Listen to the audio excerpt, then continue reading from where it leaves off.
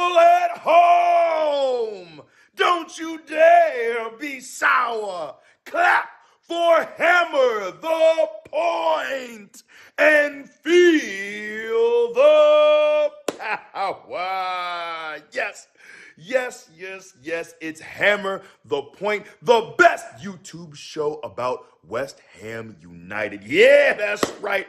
And it features Ray and friends. You got to tune in right now. Everything related to West Ham United is right here on Hammer the Point.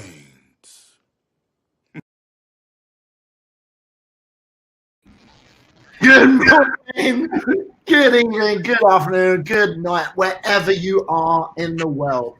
Welcome to Hammer the Point, the best YouTube show. How we doing, guys? How we all doing? Today I'm with Charlie, my boy. How you doing, Charlie? I'm all right, right? So just quick out the gate. You will see white stuff on my knuckles. I just want to clear this up now for the chat. It's Sudocrem. My knuckles are screwed because I don't know, they're bleeding and stuff. It's just been a bad day, so I've got that. Apart from that, though, totally fine. Ray, how are you? Not too bad. I'm not just saying this, but I heard a little whisper that you built a snowman earlier, and that's the results of it. I don't know what he was doing with the snowman. You know, the snowy flake. Just saying. Flipping Frosty Snowman looked at me weird. I had to tomp him up. Got done, did he? Got done. Just saying. Chris, how are you doing? How's it? Where are you now? You're in a different location, are we?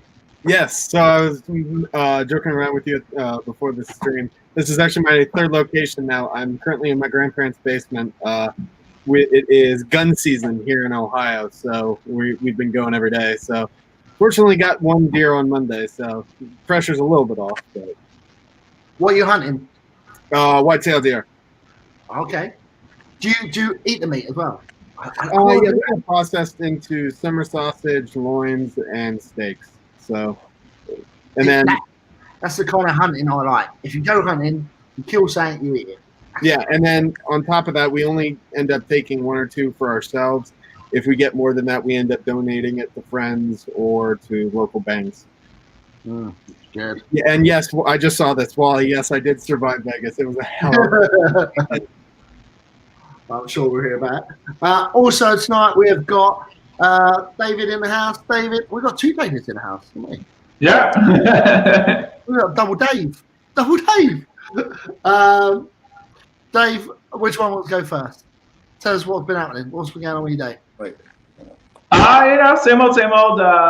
Loving at the West Ham recent form. We've won 3 in the trot. Even though I would say the last 2 games we haven't even played that well, but winning 3 on the trot is great. Our league position is great. I'm a happy Hammer. Perfect. And have you bought any more shirts? Random weird shirts? Oh, say it again? Have you bought any new shirts, football shirts? Yes, I have bought some new full shirts. Not to show, but I actually store them at my parents' house where they get delivered. But I just got a new one from Albania, and I just got a new one from Saudi Arabia, Al Ittihad Jeddah. So maybe I'll show that next time. Right. David, below me. How you doing? I'm doing all right. You good? What have you been up to today? Anything fun? Do what? What have you been doing today? Anything fun? Work. Yeah. Oh, lovely. nice. Loads of fun.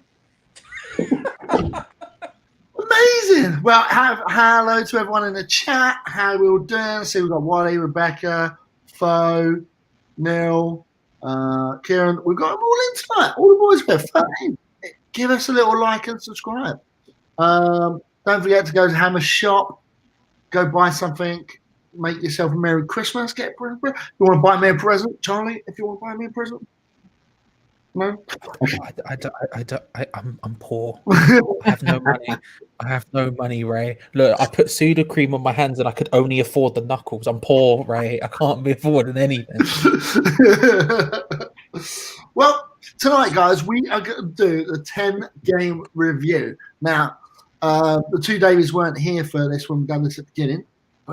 Chris, Charlie were both here, and we come up with results, and it would be amazing to see what results we come up with. So definitely we're going to ask for the 2 Davids points as we go through the scores. But for everyone, let's just have a look. So as you can see, we have 2 green marks in there. Charlie, the cocky Charlie, got 2 right. Unbelievable thing. But to start off with, we'll go top to bottom. Charlie, what did you think of the first game of the season? Just a quick overview. Newcastle and the results there. We all predicted. I expected us to struggle. I didn't expect Newcastle to be as good as they were. I felt like it was going to be one of those situations where their formation just worked and ours didn't, because of the styles clash, and it ended up going that way. But I was shocked we were as completely out of it as we were coming off the back of last season, where we were actually pretty good. But yeah, it was. I was expecting us to struggle, but not to the extent that we did. Chris, what did you think of the Newcastle game? Quick overview. So I went with 2-1 solely because I thought that we were going to be slow out of the get-go. But I felt that we were going to be good enough just to nick a result. Obviously, that didn't happen. So we just looked piss poor coming out of the gate this time. So nothing other than that. Yeah. Dave, what did you think? I thought it was going to be close based on the way our 4-4-2 had performed the previous season, albeit against lower table opposition, but it was dreadful. Sam Maxima ran us ragged. It was never close. Cresswell looked terrible at left back, but I think credit to David Moyes that forced him to change the formation, and it's been pretty good since then. Yeah. Dave, what did you think? You muted yourself, Dave. Let me unmute you. Yeah, there we go. Yeah, well, after the preseason we had, I was optimistic, and then we ran into that bloody Newcastle game, and I thought we were going to get relegated right after that. Yeah. It quickly illustrated where we were weak. Let's put it that way. Yeah. Yeah, I think you make a good point there, and I kind of like having that result then, knowing what happened going forward. Because Newcastle is not a big team that we would substantiate with them. They're not the Wolves, they're not the Arsenal, not the Spurs, the Cities, or Liverpools. They're a middle of the road team. And for us to get a kick up the backside, first game of the season, and then seeing the results that we've produced going forward, kind of like that. I feel like we needed that. I feel like we need another one of them. And I think we're going to get one soon, where we need a bit of a kick up the backside so then players switch on their minds a little bit quick. Because at the moment, and we'll go on to it later, I just feel like we're struggling in certain areas. So, but first result, 2-0 loss against Newcastle. But yeah, we'll cross that one and move on. Again, we've got another loss against Arsenal, London Derby, a lot closer. I almost got it right. I said 2-1, just pick one team. Charlie, you got this one bang on. Well done. What did you think? That I'm a genius at all times, Ray. That's what I think. It comes naturally. It happens in my mind's eye, and it comes to fruition. Yeah, I think I'm a bit. Do you know what? I'm surprised with Arsenal in general that they've been as shambolic as they have been. I think they're at 6s and 7s and they don't really know what's going on. I felt like at the beginning of the season, this was their time to kick on and really sort of support Arteta and what he wants to do and start to build something back up and sort of come back out of the ashes like Liverpool have done with Klopp and stuff. Except they sort of floundered a little bit. I thought that they were trying to sort of play a possession-based style against us, and then that would work to our favour. But they didn't have anything in that game. I expected, I remember going in at half-time, I did a preview on an Arsenal channel, an Arsenal fan circle, and I was talking to them, and I felt like, and I reviewed there as well, I felt like at half-time, just make a change, Arteta, just do something, and he didn't. He just was like, okay, we'll just carry on as we were, because we were so good in the first half comparatively. I just expected it, and they didn't. I'm shocked with Arsenal just in general this season. I think they've been a bit trash, to be honest. Yeah. Chris, what do you think? So I'm just getting a Premiership table up. Honestly, I can't add on too much more than what Charlie just said. I mean, that's bang on what I think. There's been a few teams that have been a shock this season, both in a good way and bad, and Arsenal has just been shambolic to this whole season. So I think Charlie's got it bang on. I thought we were going to be able to nick out a draw. We should have won that one, so that loss felt just horrid, and I thought that it was going to set up just a bad season. But how wrong I was. Well, yeah. David, what did you think? Just piggybacking on what Chris said, I thought it was a really actually an encouraging performance despite the result. I think we played better than Arsenal, and maybe it was a sign of Arsenal's struggles to come. I think it was when we first played the 3-5-2 or 5-3-2 or whatever you want to call it, and that led to good things going forward. So even though it was kind of a typical we lose to Arsenal again when we outplayed them performance, it led to better things down the road. Wow. David, what did you think? Well, whereas I was just, here we go again after the Newcastle game. When we played Arsenal, I was actually pissed off because we didn't get something out of that. We really deserved to beat them, or at least get a point out of it. You can see that there was a definite change, definite improvement. Well, I've just been told by Charlie and Chris, thank you for letting me know, that we've got a little person in the background. I didn't see him on the screen there. But Ryan, how you doing, man? Sorry, man. New computer started messing up. Of That's course, okay. when I signed in. I couldn't actually see you at the bottom there on my screen because I've got it. That's fine. So thanks to Charlie and Chris for letting me know. How you doing, buddy? You good? No, not too bad. How are you? I'm very well, thank you. What did you think of the first two games, Newcastle and Arsenal? I thought it was just going to be a repeat of last year.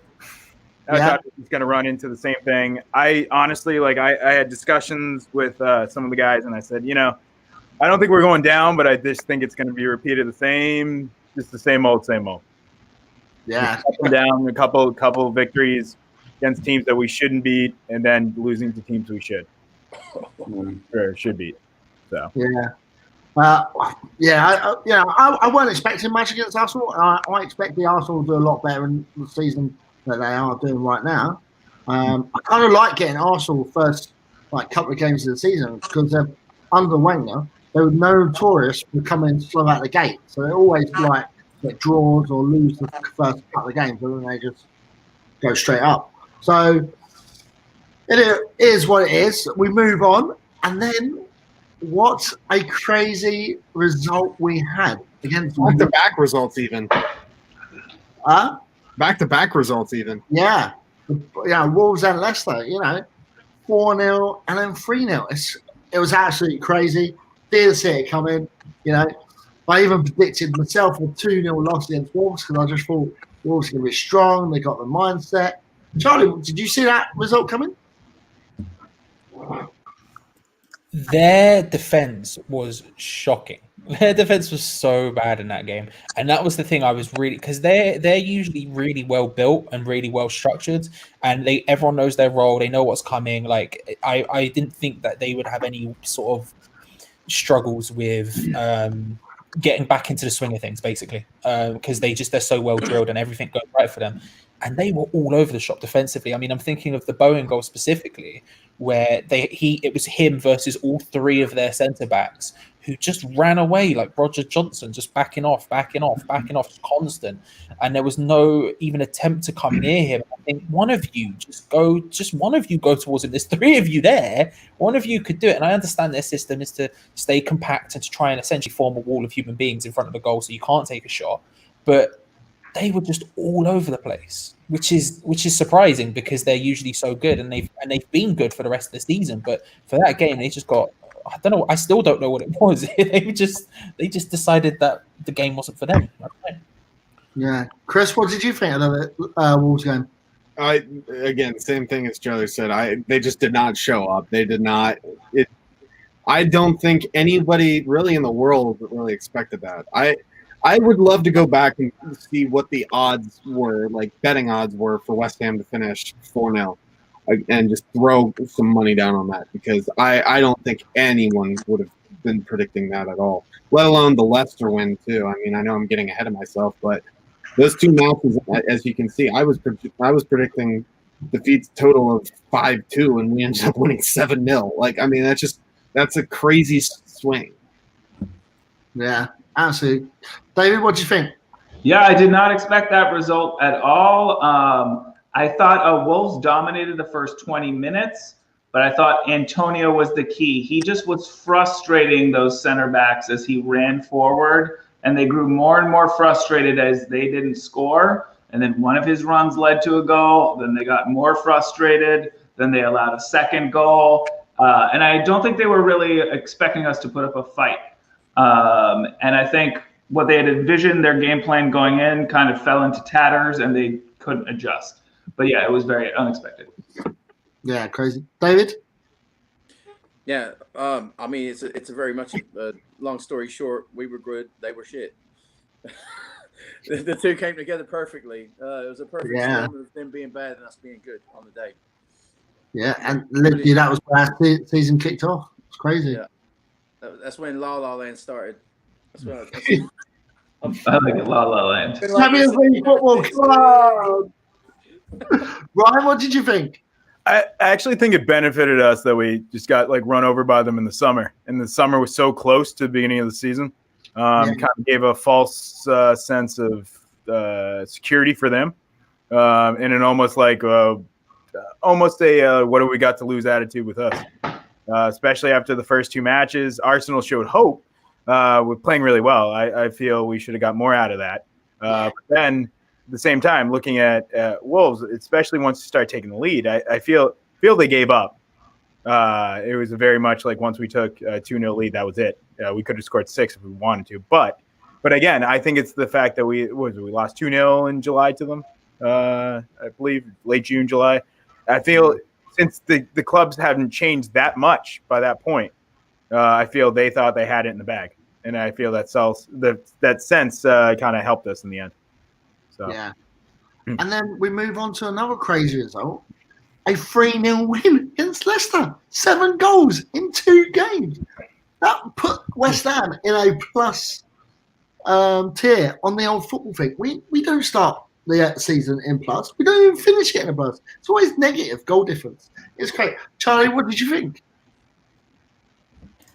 I expected us to win. You did. You actually said that. And I expected us to win handily as well, but I didn't think it would be that comfortable. What was really shocking as well was that wasn't it in between those games we had the Everton game where they got absolutely battered in the cup as well. Oh yeah, and the Carabao Cup game. That was we came off the Wolves thing, and I was like, okay, and then we got battered by Everton. I'm like, right, sure, okay, and then this happened. I mean. Again, I feel like the style works perfectly for us, and I was expecting us to do well, but we were so comfortable. We were so comfortably good in that game. You had Fornals had an absolute worldie of a game. His goal specifically, the control, I still see it in my head when I close my eyes. The way he just controlled it on the bounce was beautiful. It was wild. It was complete. It was just weird how comfortable it was. Because I expected them, I don't know. It was just weird, but I don't know. 3-0, 4-0, and everything else that's come after. I don't know. It's just been mad. Yeah, absolutely crazy. Chris, what did you think? Did you think we have 7 goals in 2 games? No, not at all. I think what really ended up happening was, besides Leicester and Wolves both, just like it just felt like they weren't there in the match. It felt like the Wolves match was a kickoff, and it just boosted our confidence massively. And it's been sky high since then. I mean, we've only had 1 defeat since then, I think, or since the Arsenal match. Am I correct in saying that? Yeah, you are correct. Only to Liverpool, and that was a good match as well. That the Wolves match was so far the defining point of the season. From there, I mean, we've kicked on and been great. And I think the match against Leicester showed everyone maybe this team is serious. Maybe we are here to play. Yeah, definitely. Yeah, David, what do you think? Yeah, I think I was a little more hopeful after the Wolves result. It seemed like we had really gotten into a counter-attacking style that really worked for us with the formation and with Antonio and his interplay with Bowen and Fornals. I was expecting us to win 2-1 or lose 2-1, but we worked that counter-attacking game plan to a precision again. And again, just like I think Wolves got a little frustrated, I think Leicester got a little frustrated. I think when you think you're going to have the lion's share of possession, you're going to do over a team that you're used to doing over, and then they come up with a game plan that you're not used to, and they're very physical. They're maybe a little more gung-ho than you. I think that gets frustrating. And I think some people are saying that they didn't look like they were down for the match. I think it's more a frustration that you think something is going to happen and then it doesn't happen. And I think that's good managing. David, what did you think? I remember when I was watching that game, I made a comment to one of my other guys. Who the fuck are these people, and what have they done with my West Ham? I mean, seriously, from the Wolves game, yeah. Then we had the disappointment with Everton and stuff, but by the middle of the second half of that game, I was delirious. I remember running up a rather large bar tab at the pub that day. I got so excited. But, Ryan, oh sorry, go on, Dave. But no, just brilliant. I think I've been on a high ever since, really. Just doing Wolves and Leicester was enough to set me off for the rest of the year. But like since then, it's been downhill, isn't it? Yeah, Cloud 9. That's where we are. Ryan, what did you drink? By the time of scored the first one, I'm like, all right, and then once they didn't even chase 4-0 at that point, I thought we've got it in the bag, and I was in disbelief at that point. I was honestly like my every match day morning, one of the other Boston Hammers always texts me about 6 a.m. What do you think we're going to do today? I usually say some kind of bullshit answer like, oh yeah, 2-1. And I just do that. I never put West Ham down, but in my head, I'm like, yeah, I don't know about this. And by the time, even before Bowen put it away, I was like, I didn't know what the hell to do. Like it was just one of those like again like they Cloud 9 kind of feelings. Like you just yeah, and and then we move on to my favorite result of the season. I had so many emotions in this game. From lows in the first 10 minutes of getting actually spanked by Tottenham to the adulation of the Lanzini goal. Oh my God. This game literally touched on every single emotion, excitement, sadness, depression. It touched on everything for me. And, to come out of that with a point, that's what I love about West Ham. You don't give up. We soldier on. We score on the last minute. I would have let him sleep with my missus that night because I loved him that much. Charlie, what did you think? Blimey. So like, because I did the watch along on Hammers Chat with Tom, and that's legendary. And we have we have obviously the live chat going, but because of the way we watch it on our phones, which means we're about 20 seconds usually behind the actual chat, everyone else. So we both tried to just avoid the chat, but I'd seen we've scored. Everyone was going mad, and not to ruin it for everyone. I just went right. So I put Tom full screen so no one could see me because I'd already knew what was going to happen. So I knew I wasn't going to react in the same way, and it just sort of let him go. And I've rewatched that clip so many times. I can hear the way he screams in my head. I can hear him go, oh, and he has a dig, and then he just runs off screen and comes back like topless and everything. I've seen it so many times in my head and heard it so many times. I can literally hear it. Go viral too, or semi-viral? Yeah, Tom can tell the story better than I can. It went semi-viral. It went more viral, weirdly, on LinkedIn than anywhere else. Hammers Chat has a LinkedIn for business stuff. And Gio posted it on there, and it went more viral on there than it did anywhere else. Weirdly, Alrighty. Yeah, but I've seen it so many times. I mean, it's etched into my brain. I really thought it was going to be a boring Jose masterclass. Yeah. I just felt it in my bones, and yet out of nowhere, again, it's one of those situations where I just look at it and I just went, what the hell happened? How did they crumble so spectacularly? They had it all in their hand. I mean, again, watch along. We were pissing about when the first goal went in. Me and Tom. So again, we saw it. We got it spoiled in the chat, and me and Tom were like, right, let's pretend like we've just scored the best goal you've ever seen in your life. And so the first goal goes in to make it 3-1, and we were running around the room like as a joke, being like, "Oh, this game's been dead and buried since the 15th minute or whatever." And yet they just crumbled. They just crumbled. What 2020 has been a weird year, Ray, and none of it makes any sense. I know what you mean. I've only worked for like 6 months of the year. It's absolutely madness. But Chris, what did you think? So I'm trying to remember back. I'm fairly confident that I was at work that day, and I had it up as I was working.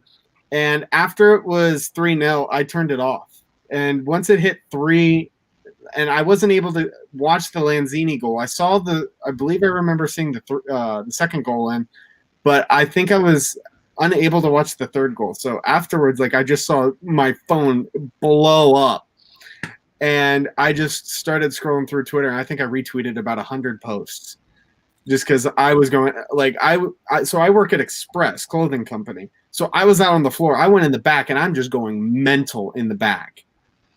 And everyone was just like looking at me like, what the hell is wrong with this guy? So I mean, if that doesn't win goal of the season, it's criminal. Yeah, I totally agree with that because it's a one to go. David, what did you think? Yeah, it was just a shocker. But it was a slow shocker. It was Tottenham, Spurs, whatever you want to call them, scored early. They seemed to be very clinical with Kane and Son and just working it and dominating us. Then it seemed like they took their foot off the pedal. But then it was past the 80th minute. Seemed like there was no way to do it. Then the first goal went in. Then there was the Davinson Sanchez second goal. I think even after that goal, it still didn't have much belief. And then that Lanzini goal was just a worldie. I just also want to bring up that prior to that goal, Lanzini had been kind of a pariah in his recent West Ham career. He'd come off injury. It didn't seem like he could ever recover. I'm still not saying he's going to be good in his West Ham career. I'm just saying he was a very unlikely candidate to score that goal. So I think that's what made it really special. But it was just it wasn't even thrilling so much as that it was unexpected, and it gradually built up to that crescendo, and that's what made it rewarding. Yeah, it was that. And I believe the following day, Lanzini got every player gave him round of applause as soon as he walked into the building. He must have been on cloud nine, and then gets to start the next match. But we'll go on to that later. David, what did you think? Did you have them emotions? I think it was a couple of years ago we played. I think it was Brighton, and we went down like 3-1 and come back and won it 4-3. I didn't think that I would ever top. Yes, that's true. Yeah, I didn't think I'd ever top that as far as like an emotional roller coaster where I felt so fucking low, and then like so elated at the end of the match. But this one I think was probably a little bit more special for me. Just even though we drew, just the fact it was Tottenham and the fact that we done them the way we did them at the last 10 minutes of the match, it was just icing on the cake. Brilliant. Yeah. And it had to be bloody Lanzini, didn't it? Because I've been slagging him off for the last couple of years. Everyone has. I have not. Don't say that, Chris, but I've not been slagging out. Okay, so most people. Stay back. Ryan, what did you think?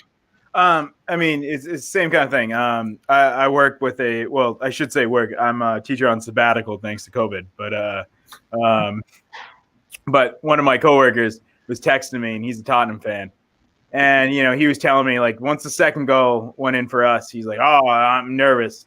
And my response was the typical West Ham one. It was like, no, we're going to stop at 3-2, and that's what we do.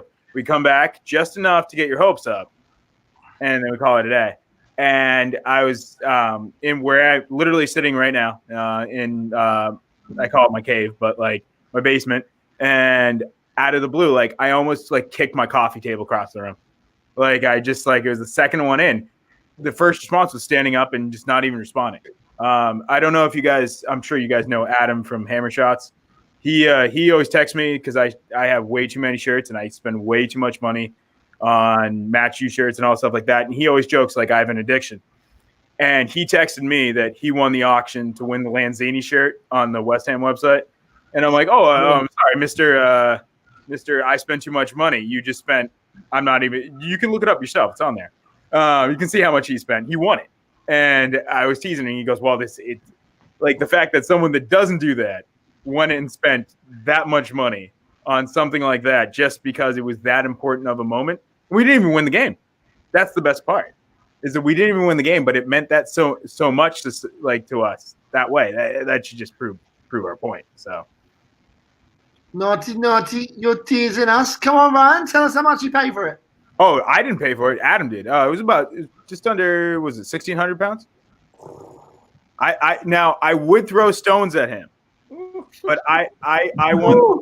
You know the penalty save of Fabianski. I got that. That's 1,500. Now, having said that, those are the two most expensive shirts I've ever seen in my life. Yeah, I have about 200, and I've never spent more than 300 ever, other than that shirt. Yeah.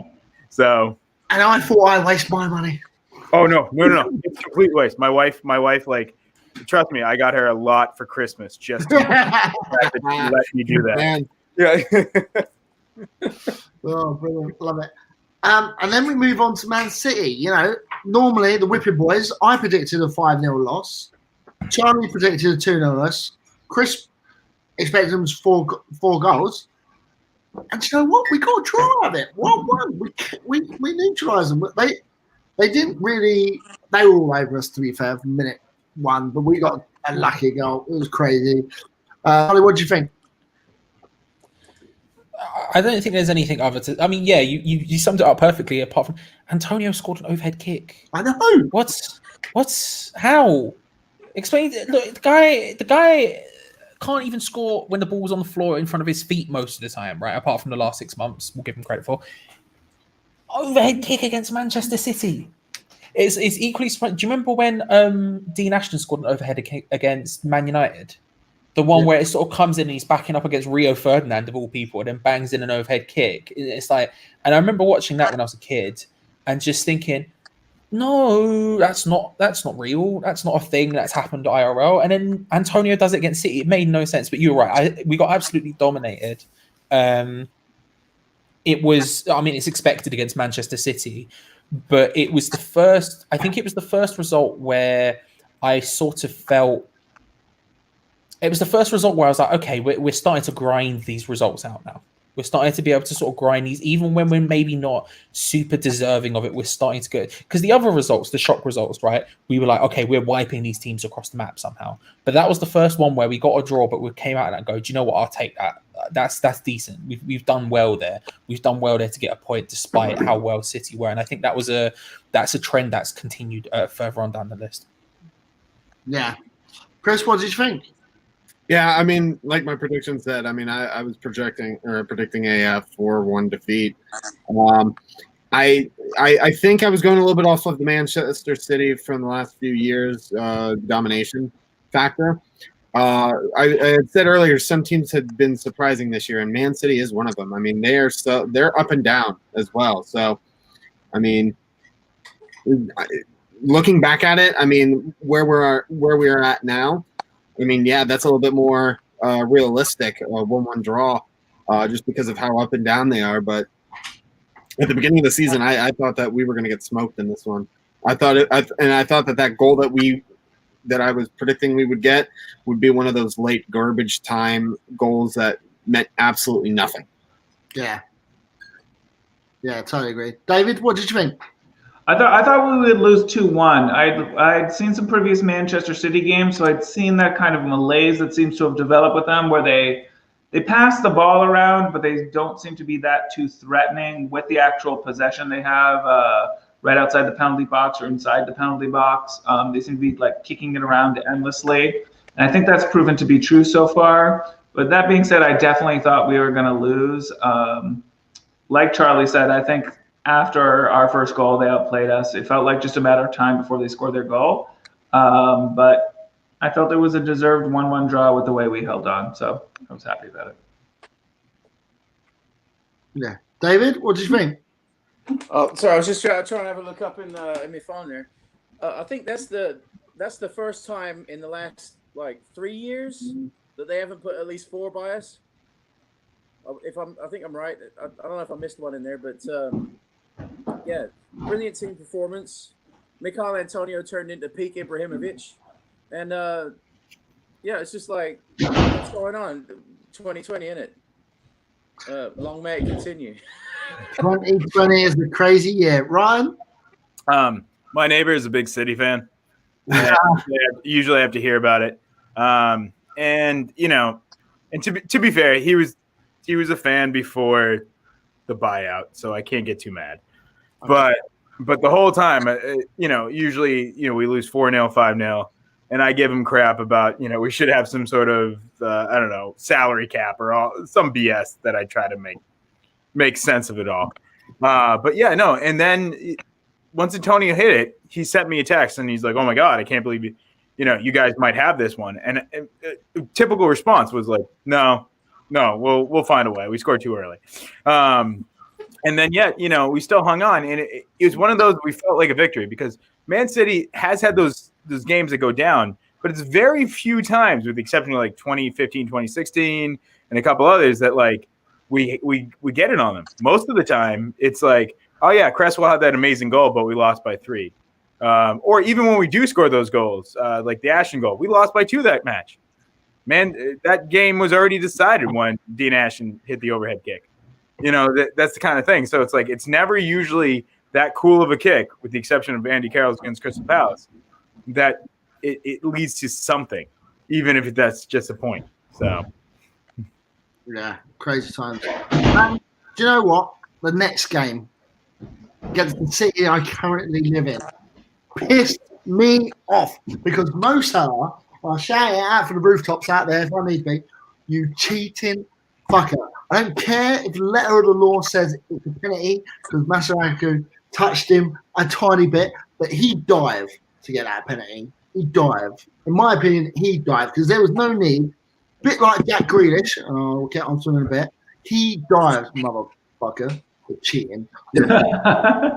Gum. I say it. I've said it in all the group chats I am. You know, surprised I haven't been beaten up by all Liverpool fans yet. But hey. Charlie, what did you think of the result against Liverpool? Cheating fuckers.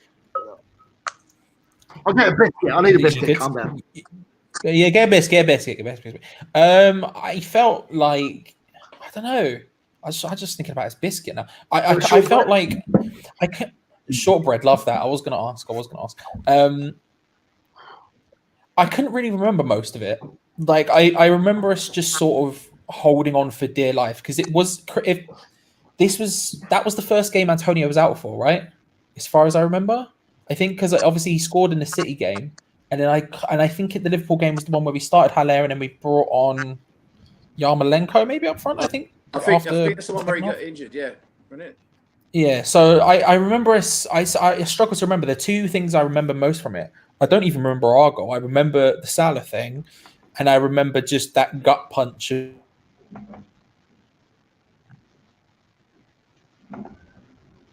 Oh, I think Charlie may have frozen there. Charlie's yeah, okay. I was glad. I thought it was only me. Yeah, everyone froze for like half a second.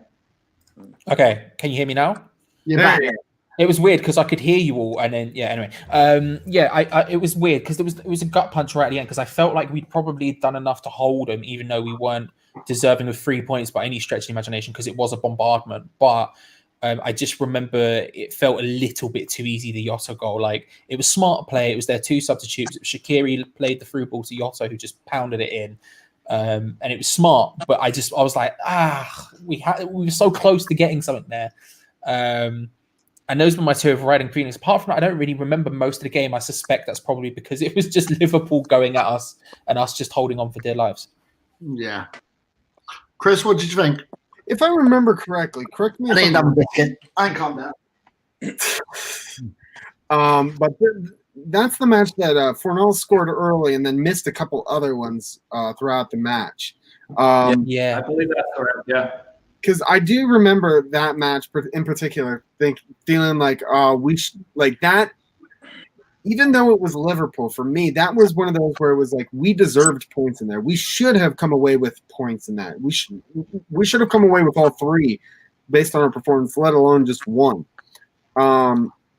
So that one stung a little bit, but I mean, to be honest, we needed a little bit of a reality check just to make sure we weren't getting too big for our boots there.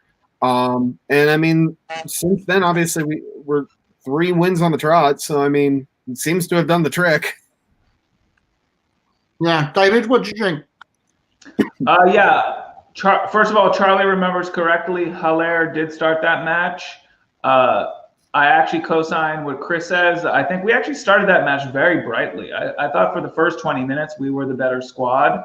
I think there's a new reality. I'm just getting on my soapbox here. There's a new reality with VAR.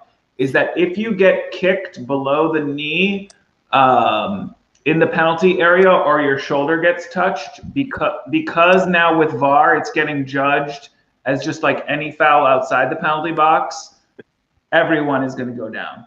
I think that's a new as loathsome as it is, that's a new reality we have to get used to. I think there used to be an unwritten rule that if there was kind of a niggly foul where you kick someone's shin or ankle in the box, despite if they dived or not, without VAR, it would go away. Even if you put your hand on someone's shoulder and they went down a little bit, it would go away. I think attacking players have adjusted. And I think that's a new reality we just have to deal with. I think it was very interesting, although he didn't dive, the foul against Danny Welbeck in the Brighton game.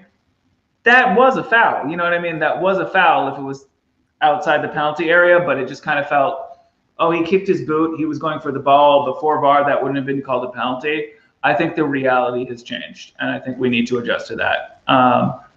But live in the moment, Salah totally dived. He's a diver. Jack Grealish is a diver, and that's what makes it so frustrating. Is the next thing I think they have to do with VAR is if you fake dive like Grealish did in the West Ham match, you need to get a yellow. That should have been, in my opinion, that was almost a red. Yellow or red. They need to adjust to that. But yes, also building up upon what people previously said, the last goal was a little heartbreaking. I didn't think it was a pick. I believe it was, I forget who was standing there, whether it was Sadio Mane or someone else. To me, it wasn't like he was blocking Fabianski, but I believe we deserve a draw out of that match. Yeah. David, what did you think?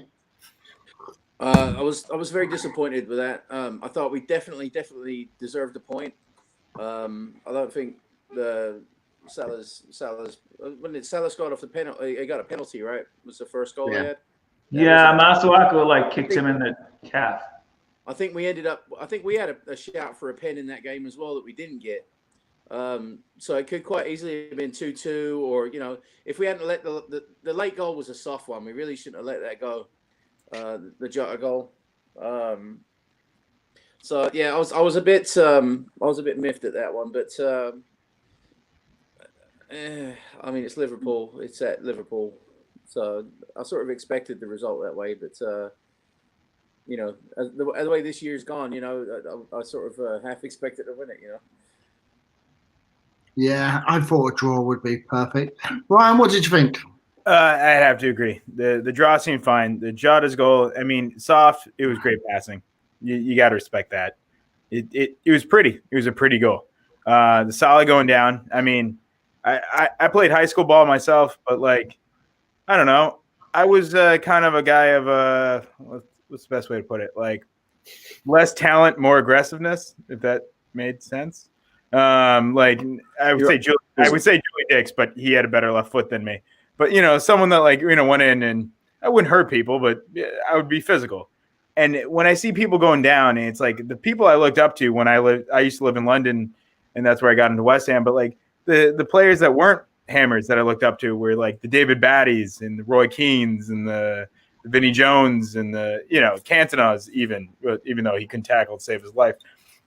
But is that kind of the aggressiveness? And when I look at people like Salah fall to the ground, I'm like, what the hell is going on?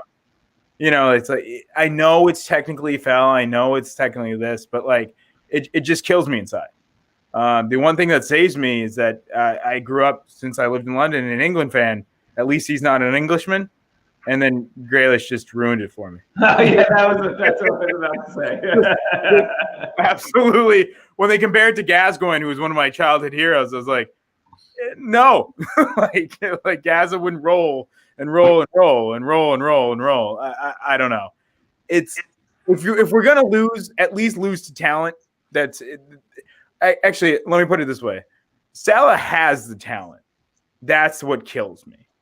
Is Salah and Grealish and people that dive. Most of the guys are phenomenal players, and there's no taking away from that. So why can't they just turn and score like Ronaldo did back in the 90s? Why do they have to fall and get a penalty and get an easy shot? That's my argument.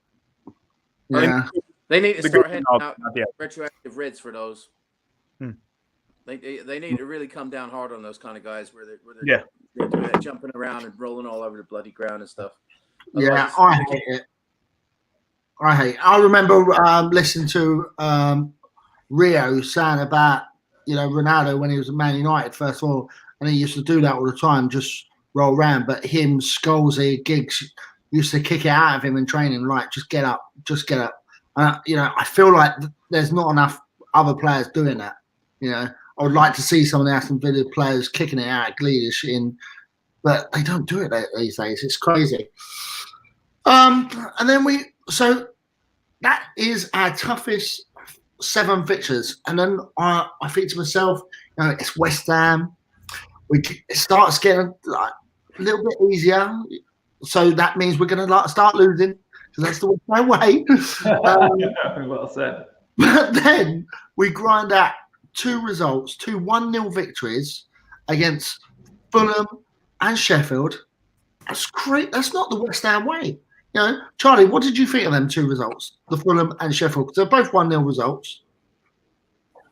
I don't want to say I didn't think like we deserved them, but I don't think we were good enough in those games. I felt a lot like I felt like it was a case of potentially the other teams being even worse than us. I didn't really feel like either of them we could come out of it looking goldy and rose and like we have in some of the other games in the season. I mean, the Fulham one obviously had that insane ending to it with the penalty and everything else. And then Sheffield's, I mean, Fulham was the prime example of like playing Haller in Antonio's role and just expecting him to do the same thing and it not working. And then obviously it ended up Ben Rama getting his first goal contribution for the team. It came in, got a good assist for Souček, and that went in. I think that's what happened. And then in the Sheffield one, obviously, I felt like Haller looked a lot more natural. He'd just come back from international duty where he'd scored. He looked a lot more like he was like, right, we're doing this. And I felt like he was really mobile and his goal was an absolute screamer. But I don't know. I don't feel like either of those games we came out looking incredible or excellent. But at the end of the day, it's the points we needed and it's the points we got. And you can't really complain too much about it. But it was the exact polar opposite of maybe the situations against, say, Wolves and Leicester, where we absolutely blew them away. We didn't blow them away by any stretch of imagination, but we still got those points. Yeah, just grinding out them results. It's crazy. Chris, what did you think of them 2 games? So I think Charlie summed it up pretty well in terms of the fact that they were worse than us, more so than we were better than them. From my predictions, I had 2-2 and 2-1. Again, these are 2 teams that kind of are surprising in a bad way this season. I thought that they were going to be much better than they were, or they are right now. And Fo in the chat's gonna love this. I always have to get my a Steelers reference in every episode. As you can see, I'm also wearing the sweatshirt. These are what I refer, like Steelers fans we refer to as trap games, where we should absolutely blow them out. Looking at it, we should absolutely blow them out going into it. But as a Steelers fan, I can attest to this. We always play down to our competition, and we always get caught out. We get trapped, and we end up losing again to a piss poor team. And so coming in after this run of 7 games, where it was just incredibly tough, sorry, the laundry's done. But after these 7 incredibly tough games, and switching into a gear against some worse teams, so to speak, I was really afraid we were going to get caught out.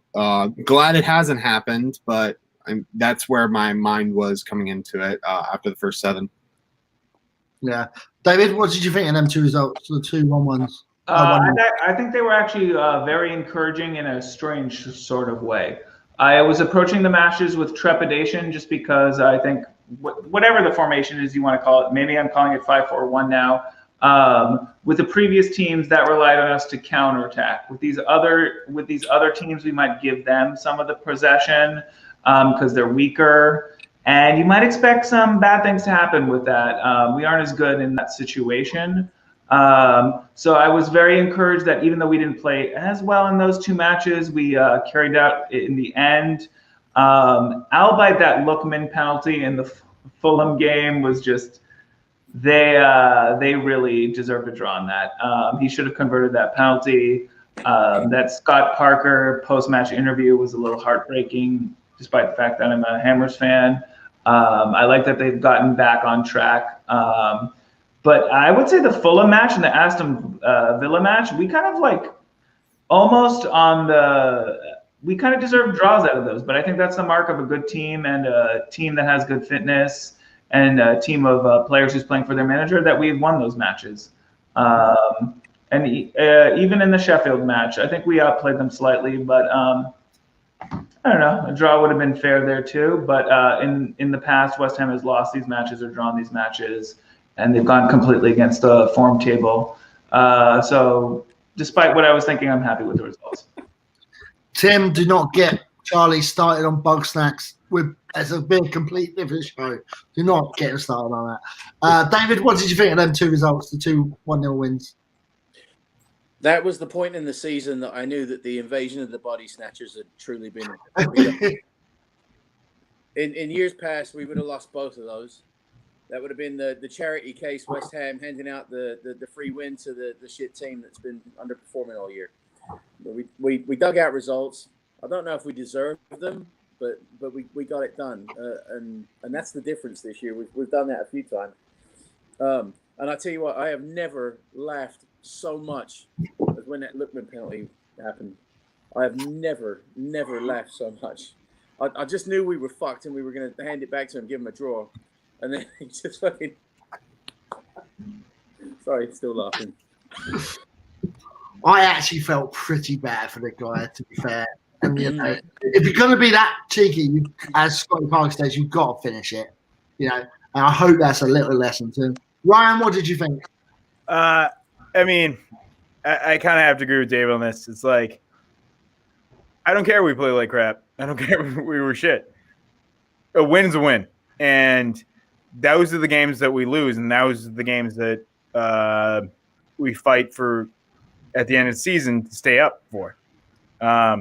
It's not the cities. It's not I should say not the cities. It's not the Chelseas. It's not the Arsenals. We usually pull those out, and we get all happy and, oh, we're going to do it. And then we get like a 4-1 loss to West Brom, and we're like, the freak happened. So, you know, those wins are more important to me in my mind than the Wolves and Leicester. Because those are the ones that we surprise people with, but the ones that we should win and we do win, no matter how ugly they are, it's vital. It's vital for the top of the Premiership. It's vital for, but it's I don't know. Like when I relax, I watch old Premier League reviews because I'm a giant dork. And one of the greatest comments I heard was when Robbie Fowler talks to Gary Neville, and they're talking about what it takes to win a title. And Fowler was talking about how he beats the big teams. But Neville's response, as much as he's a rat at times, and I'm not going to bash him too much because I like his international duty play, but like he says, it's the teams that you should beat, no matter how you do it, you beat, that wins you a Premier League title. Now, I'm not saying we're going to win a Premier League title, but that simple comment by Neville is something that always reminds me when we beat teams that we should beat, no matter how ugly it was. You beat them. That's whether it's 1-0, it's 5-0, it's 2-1. Who cares? If you get the 3 points at the end of the day, you can build on anything that you made a mistake on. But the most important part is the table at the end of the day. And so if you get those 3 points, you get those 3 points. And by the way, like, I'm not going to trash Lookman. My senior year, I still have PTSD of trying to take a penalty as a center back. And I thought I'd use my heel to send the keeper the wrong way. And I hit a rock on the field and hit it right to the keeper, almost exactly the way he did. And I think I almost had a seizure when he did it. Even though I paid money for that goalie shirt to be on my wall, I paid way too much, like mortgage. I still was like, I don't know. I can't do it. Like I'm paying for the shirt because I like the shirt and it's signed by Fabianski. But at the same time, I'm like, oh God, like I just went back to that moment of like everyone laughing at me. And my team won that match, but I still, to this day, I coach an opposing team and I faced my old coach and he said, remember that time you missed that penalty 15 years ago? And my first response was like, F you, dude. But I still remember that. Like, brilliant. Yeah, thank you. So the next game, the 2-1 win against Aston Villa. Hey, Kate, how you doing? Absolutely right. So now I'm got to a point where I'm kind of worried about West Ham going forward, even though I liked Moyes' in-game management. This is the first time I've actually thought to Moyes, good. This is your in-game management that you've actually done really well at, because we were good for the first 10 minutes, then we were shocking for the first half, and then Moyes was like, right, I need to change something here because it's just not working. So he brings on 2 players, and the 2 right players as well, I thought, and he took off the 2 right players coming off. So I thought, okay, he's doing something, he's trying that, and it just didn't come off. And I appreciate that more than anything. However, I think this is a lesson to Moyes that he needs to make some changes, or he needs to freshen something up, come up with different tactics. I don't know. Because I can't see us keep getting these wins, because it's scaring me going forward. Charlie, what did you think of the Villa game? And you're on mute, Charlie. Shocking. I was typing, so I wanted to be polite. I agree with you. You've heard of a game of 2 halves. That was a game of 4. We started both really well and then like tapered out really quickly both times. It was a game where we needed to change something. I was genuinely shocked. I had to go. So at halftime again, we were doing watch-alongs with Tom.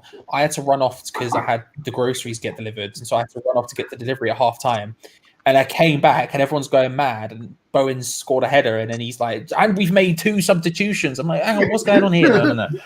It was a game which needed changing. I felt like the system just wasn't working. We had a long conversation on that watch along about whether in the first half, for that long period where we just weren't doing anything, whether it was the fact he brought Antonio in too soon, or whether it was the fact of this. And I was of the belief that it was the system and not the personnel. I just felt like we had one plan, and when that plan wasn't working, we just continued to keep trying that plan. And it felt like it just wasn't working. The first half and the second half, like the beginnings we had were great. We hit them early. We exposed their weakness in defense, which we sort of knew existed going in. 2 headers, just hitting them quickly. The Ogbonna one, I mean, really showed their defensive weaknesses, because I said in the thing when I watched it, I was like, oh, he's lost his man. And then I watched it and I was like, no, his man has lost him. His man just sort of wandered off, and Ogbonna was like, okay, I'll just wander into this space, shall I? Cheers, lads. So it was poor from their behalf. I don't know where we go from there. Again, it's points. It's points, so you're not going to complain too much. But at the same time, I don't know where. I don't know what we do going forward. Is it a change of system? Is it a change of? I don't know. I feel like we need to change something a little bit. But then again, to be honest with you, I think the Man United game's going to suit us, so we'll see. But that's sort of the long and short of it. I mean, yeah. There we go. Go back to the PS5. Charlie, Chris, what did you think? All right, so full disclosure, I really can't comment too much on this match. I watched maybe 15 minutes of it. I was up in a Oh, yeah. literally up in a tree for the majority of the match. So I was not able to really watch it. The big takeaway from me, though, it doesn't even necessarily have to deal with the match itself, but and I'm sure everyone else is going to have their 2 cents about it too, but just Jack Grealish and how much of a diving cheat he is. And then he has the audacity to go onto Twitter and bash VAR for the decision afterwards. And that is kind of what I hate about Twitter to a degree with regards to VAR too, because if you didn't watch that match and all you saw was that clip, it take that Jack Grealish comment, which has now gone viral, is taken so out of context. Because I mean, at the same time, he's also diving around, cheating, and getting beneficial situations for his team. So I mean, he's taking advantage of that kind of ruling as well. So I mean, yeah. Yeah, totally agree with you. Dave, what do you reckon? I reckon it was a intriguing match, not just because of all the kind of dramatic things that happened, but also because of the tactical things that happened. I think our first goal was scored just because they were keeping an eye on Antonio right in the beginning of the match, allowing Ogbonna a free header. But then it was proven that Antonio wasn't fully match fit, and he wasn't providing the same threat. So then we actually switched to a 4-4-2 in the second half, and that led to a goal.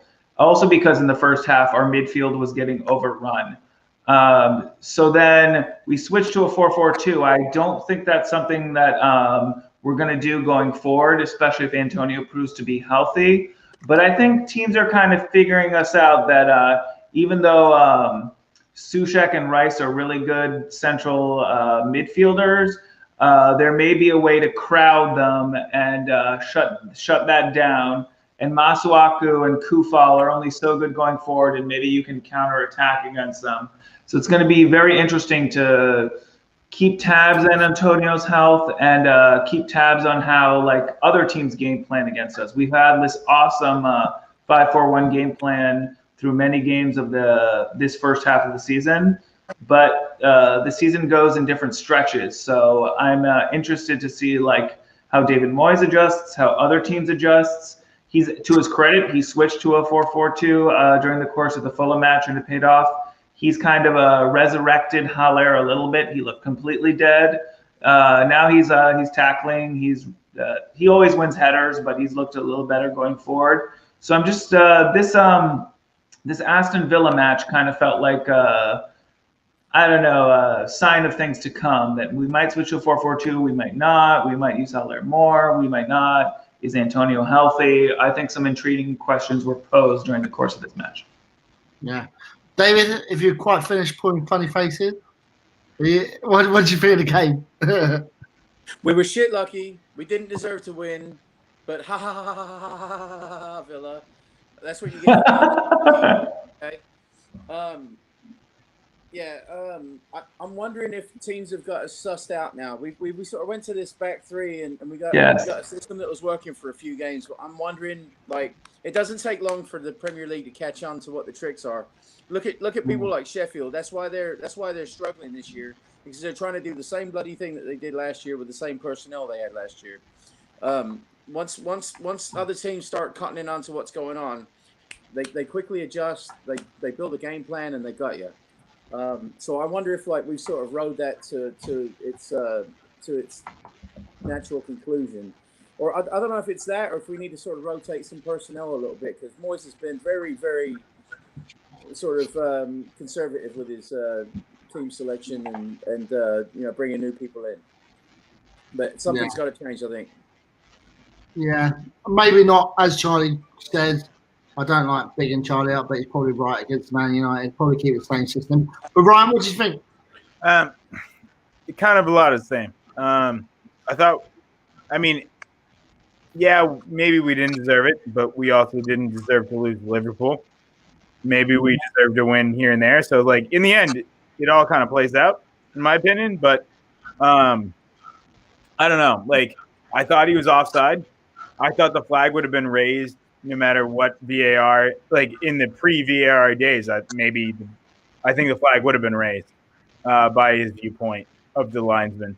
So I don't, as much as I hate VAR, Grealish's comment about VAR, it's the same way of Klopp going at the if anyone saw that interview when he went at the announcer this week, that was ridiculous. VAR saved Liverpool from the title last year, absolutely saved them, and then he goes at his players are only injured because of this and because of the TV time and all this stuff, but at the same time, that's what got him the title at one point. And I kind of feel the same thing with the Grealish, is that he falls over, and it helps him due to VAR, the flopping and the rolling and the acting like I don't know. We used to always say that's like that's how Brazilians act, and then it spread since, or Germans, I would say. And I don't mean to sound like that sounds racist, but what I mean by the Jurgen Klinsmann's back in the day, or the Ronaldo didn't go down, the old Ronaldo, not the current Ronaldo, but a lot of players would just roll and roll and roll, and you say, oh, that's just that one country. But watching Grealish go down as an Englishman, and I don't know, there's a part of me that kind of dies when I see that, and he rolls and rolls and rolls and falls and falls and falls, and he's done it for months, and everyone goes, well, he got touched. Well, the sport's a contact sport. You get touched. And so, yeah, I don't mean to interrupt, Ryan. Yeah. I understand your frustration. I think the game has changed. I think the players are adjusting to VAR. They know that if there is a foul, or even there's a slight foul and your shirt gets tugged, or they grab your shoulder, or you get kicked in the shin, VAR is going to see that that's happened. So then if you fall down, you're going to get the call. Yeah. But also, like I said, there's no penalty if you fake dive. I think they need to get better with the penalties for the fake dives. I agree with that. I totally agree. I mean, remember a couple of years ago, Vardy got the second yellow to a red, the year they won the title. Yep. And I kind of felt like I'll admit, as a non-West Ham player, I love Vardy, and I don't see him do that too much. And I kind of was like, well, he got called on it. He got called on doing something he shouldn't have done, and he got red. And you don't see it too much from Vardy, in my opinion, since then. And but like at the same time, it's like I don't know. Like, since VAR, you're right. More players will go down because they think the review will give them a contact, will give them a penalty. Having said all that, I'll take the 2-1. I'll take the 2-1 every day. I don't care. I'll laugh at them. I'll criticize them. I sent my my friend who thought Grealish was hurt the whole time diving pictures and any meme you can think of. I've sent him over the last 24 hours. So I've been loving the memes. Well, what we can see with that table there is that Chris smashed it with the points scale. He got 14, the closest one there. Charlie got 2 results right, spot on, smashed it. Ray, buckle. Nowhere near the points, no results. Not good at this game, am I? But yeah, but you've been eating shortbread, so who's the real winner here? That's true. I'm very jealous, by the way. I'm very jealous. What? I don't have any in the pantry, so get some shortbreads. It's Christmas. Treat yourself. But before we go, there's one thing I need to show you guys. Oh God! And it's not me naked. Don't you worry. But look at that! Look at that! What's going on? We're 5th in the league, boys. We're 4 points out of first. Wait, we've got +6 goal difference. I can't believe that. That is unbelievable scenes. David Moyes is the Messiah, I guess. I think that the +6 is the most weirdest thing to me. Yeah. How many times do you look and we're like, oh, if we can just get above Fulham and be -19. Yeah. We legendarily only finished with negative. Even this season where we came 3rd in the 80s, whatever, we started like -3 or whatever it was. We've got a better goal difference currently than Liverpool. Yeah. We've got the 3rd best goal difference in the league. Pardon? And also, we were the only Premier League team to take max points in November. Oh wow! Yeah. I didn't realize that. I mean, Moisey just for manager of the month. It's looking good. And you look at that too. Come on. You look at that too. There's only 3 teams, and it's the top 3 teams in the league with a better current form than us. yeah, I think that's the most shocking part to me.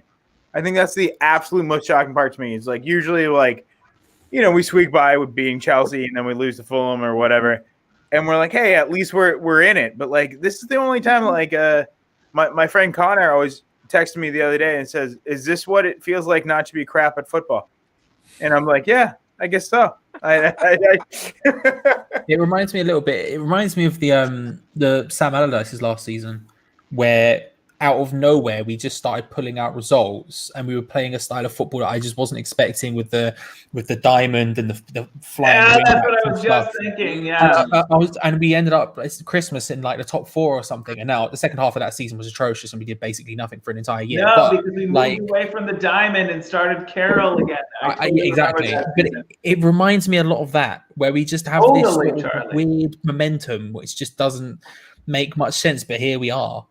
Yeah, I mean, let's do the last 10 games and see how depressing we can get, Ray. Let's do that. Come on, let's go. We're all going Well- on a European tour. Well, what I guarantee you guys and the whole of American Hammers and Hammer the Point is if we I like finish in the Champions League places at the end of the season, I will do a Gary Lineker and host the show in my underwear. I will hold you to that. You've already shown. Wow. You've already If we make literally champions, shown I'm your just butt. quitting my job and moving to Europe. But If we finish in the top 4, I will guest that show in bondage gear. I won't do A better good boss. than Dave, but I was gonna say shirtless, but like I teach, so that would ruin my career. That If would we be fin- like every kid's meme.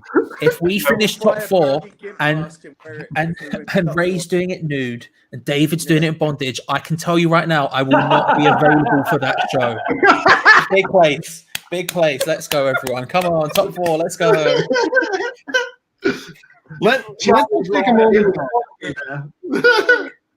Let's just take a moment though and think about this. Quarter of the way through the season, we're talking about potential Champions League.